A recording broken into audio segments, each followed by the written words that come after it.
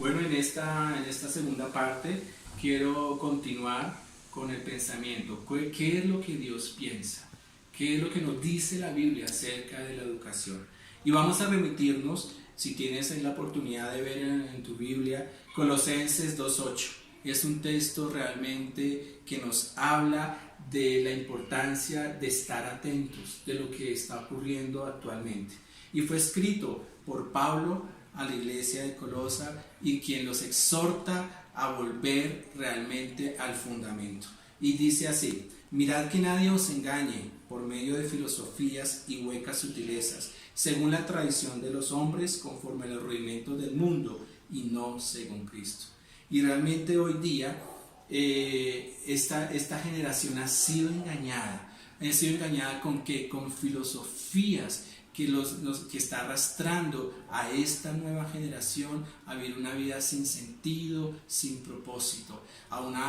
Está levantando una generación muy humanista, una generación muy egocéntrica. Y realmente aquí el autor, que es Pablo, animaba y le decía: tengan cuidado, no se dejen engañar por medio de esas filosofías. Unas filosofías que son huecas, que no hay nada de que aprender en esas filosofías, pero que son muy sutiles y lo que hacen es distraer, engañar, confundir y realmente llevar a la perdición.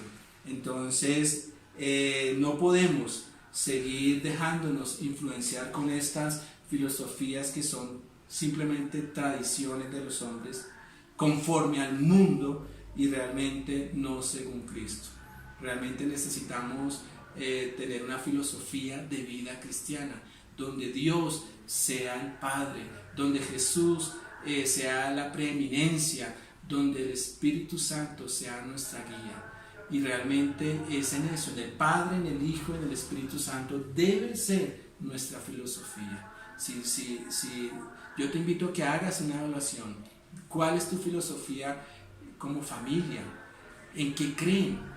Realmente debemos evaluar y nuevamente retomar.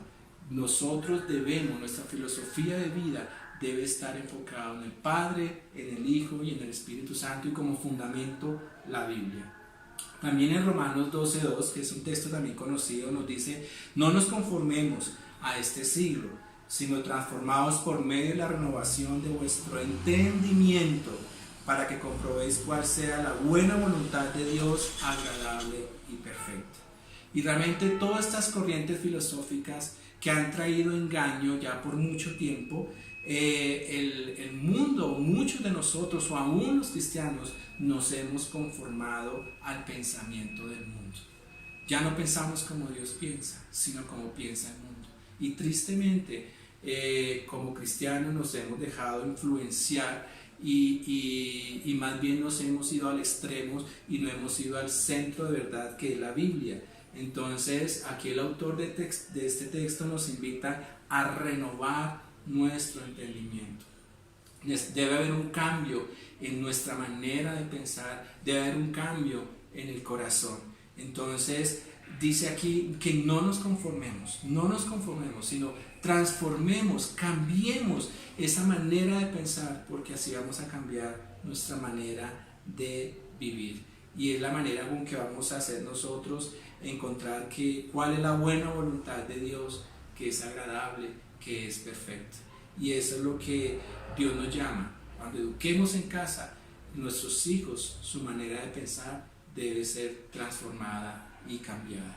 Entonces, esta es la invitación a través de estos dos pasajes bíblicos que nos hablan de la importancia de lo que es la educación. Entonces, la educación implica traer transformación, renovando la mente, iluminando el entendimiento, y además estando alertas de no dejarnos influenciar por estas clases de filosofías humanistas, paganas, socialistas, comunistas, todo esto que ahora en este momento, en la actualidad, nos está bombardeando.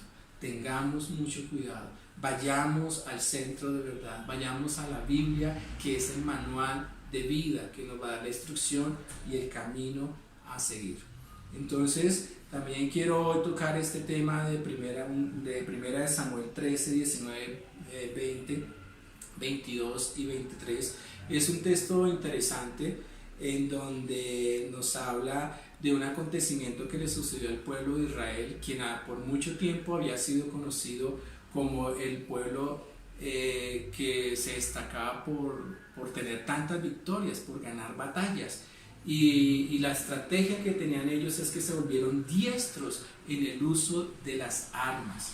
Entonces, alrededor, las demás naciones tenían mucho temor del pueblo de Israel. Entonces, el pueblo de Israel se destacó por esa agilidad, por esa destreza. Sin embargo, hubo un momento en la historia donde fueron cautivos por sus peores enemigos, que fueron los filisteos. ¿Y qué hicieron los filisteos? Sabían cuál era la fortaleza del pueblo de Israel, sabían que Dios estaba con ellos, pero sabían que eran poderosos en el manejo de armas, y al ser cautivos, lo que hicieron ellos fue quitarles todas sus armas. Y dice así el texto: y en toda la tierra de Israel no se hallaba herrero, porque los filisteos habían dicho, para que los hebreos no hagan espada o lanza, por lo cual todos los de Israel tenían que descender a los filisteos para afilar cada uno la reja de su arado, su asadón, o su hacha o su hoz. Así aconteció que en los días de batalla no se halló espada ni lanza en mano de ninguno del pueblo que estaba con Saúl y con Jonatán, excepto Saúl y Jonatán, su hijo, que los tenía. Entonces vemos aquí que el pueblo de Israel tenía que ahora descender a donde sus enemigos, los filisteos, para que ellos afilaran sus herramientas de trabajo, su lanza, su hacha, y realmente eso era algo que ellos no se esperaban.